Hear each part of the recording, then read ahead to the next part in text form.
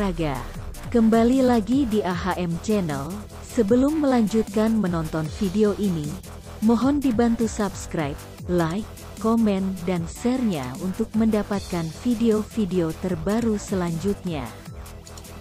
Terima kasih, semoga Tuhan senantiasa membalas kebaikannya.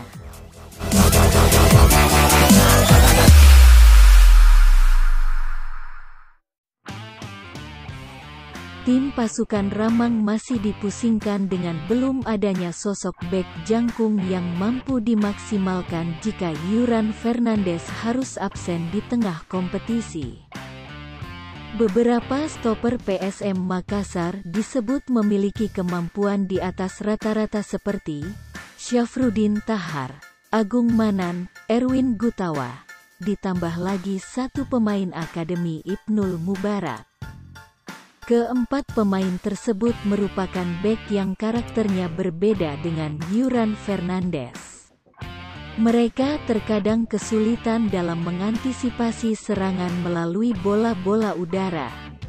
Terbukti ketika melawan Kuala Lumpur City di final AFC Zona ASEAN.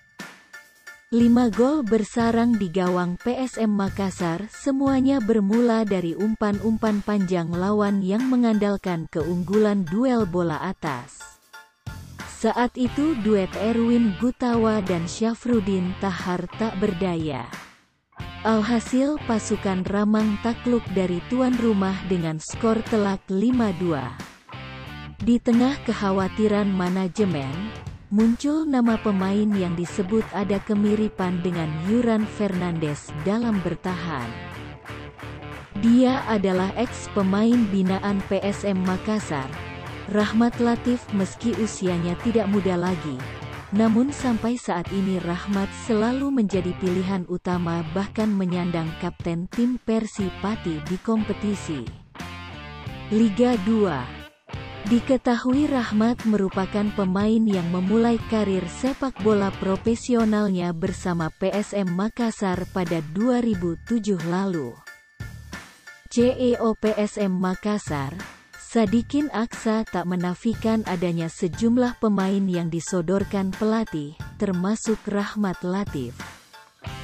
Ada beberapa pemain, namun tentunya tetap akan dikomunikasikan lagi ke depan, ujarnya.